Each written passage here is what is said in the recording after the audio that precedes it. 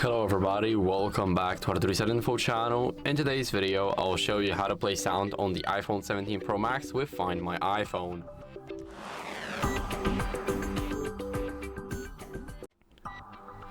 So as you guys can see, I've got the iPhone right here, but imagine you lost yours. So what do you do in this situation? You guys can go over and either log into the iCloud. I cannot do that right now because of the two-factor authentication. I do not have the second code. But if you have any other Apple device, for example an Apple Watch right here, this is my personal one, so it's not connected with this iPhone right here. Now we just simply want to go over to Find My.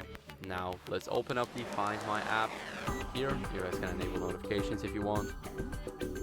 And now what you guys want to do is go over, select devices, and right here we have the iPhone. So we need to find the iPhone that says this iPhone.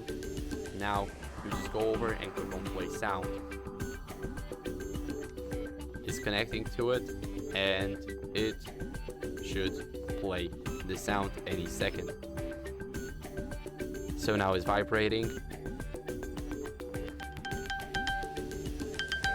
and now it was playing the sound, but I didn't want to get it too loud so your ears just don't blow off.